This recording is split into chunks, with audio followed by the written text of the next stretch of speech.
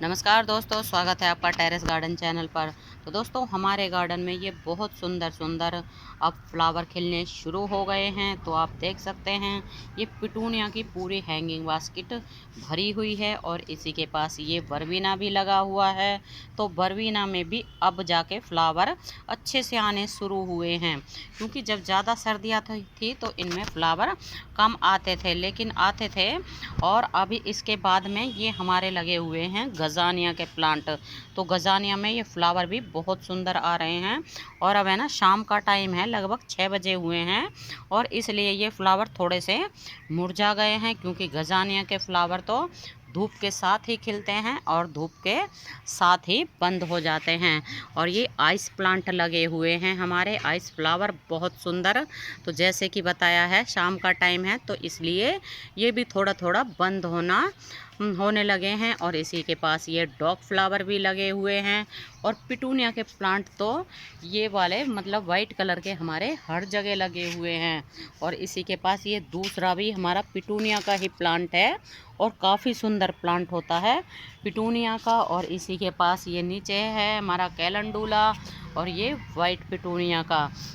तो दोस्तों, आज हम नर्सरी से लाए हुए जरबेरा के प्लांट की रिपोर्टिंग करने वाले हैं। और उसमें जो टोकरी लगी हुई है, अंदर छोटी सी टोकरी होती है, तो उसको निकालना बहुत ही ज़्यादा ज़रूरी होता है।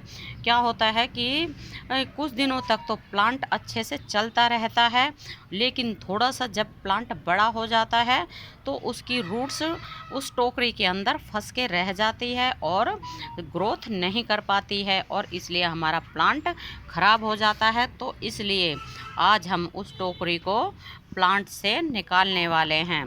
तो फिर दिखाते हैं हम कि किस तरह से प्लांट से टोकरी को अलग करना है। तो दोस्तों, ये है वो हमारा जरबेरा का प्लांट, जिसमें कि आप देख सकते हैं ये टोकरी लगी हुई है छोटी सी। तो आज इसको हम प्लांट से अलग करेंगे। अगर नहीं किया तो ये थोड़े दिनों के बाद ही प्लांट हमारा ख़राब हो जाएगा। तो इसके लिए हम पहले इस प्लांट को निकाल लेते हैं। इस तरह से आराम से निकल जाता है, बिल्कुल इस तरह से ये प्लांट निकल गया है। और धीरे धीरे से इसको हम मिट्टी को अलग कर देते हैं। तो ये कर दी है हमने मिट्टी अलग, और बिल्कुल धीरे से करना है ताकि प्लांट की रूट्स बिल्कुल भी डैमेज ना हो। तो आप देख सकते हैं बिल्कुल है ना, टोकरी फंसी हुई है इसकी रूट्स में, जरबेरा के प्लांट्स की रूट्स में। तो इसको तो है ना बिल्कुल धीरे धीरे से काटना पड़ेगा। तो हमें ना पहले इसके अंदर से भी मिट्टी को ना निकाल लेते हैं और फिर आपको ये अलग करने के बाद दिखाते हैं, क्योंकि इसमें ना काफ़ी टाइम लगेगा। बिल्कुल फंसी पड़ी हैं इसकी जड़ें। आप देखिए, ये तोड़ने के बाद मतलब ये टोकरी निकली है इस तरह से। इसको है ना काफ़ी ज़्यादा काट के निकाला गया है। और अब हमारा प्लांट इस तरह से हो गया है बिल्कुल ही। और अब इसको हम है ना इस वाले पॉट में लगाने वाले हैं। पहले ये इस वाले 5 इंच के पॉट में लगा हुआ था, लेकिन अब हम इसको नया पॉट देंगे, क्योंकि जब निकाल ही दिया है तो इसका पॉट भी हम चेंज कर देते हैं और बड़ा पॉट इसको दे देते हैं। और ये हमारा प्लास्टिक पॉट है 8 इंच का। तो जब भी प्लांट को ना रिपोर्ट करें तो जिस गमले में से हमने निकाला है तो उससे थोड़ा सा बड़ा पॉट ही देना चाहिए।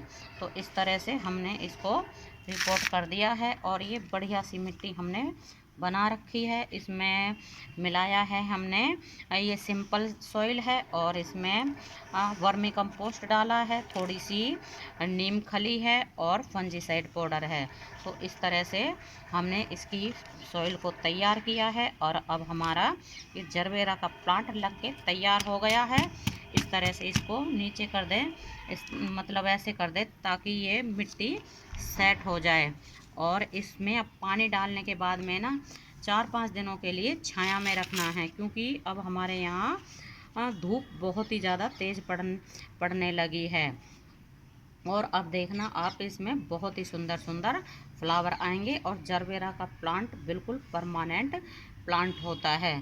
तो दोस्तों, हमने इस टोकरी को निकाल दिया है। अब ये बहुत ही अच्छे से हमारा प्लांट चलेगा।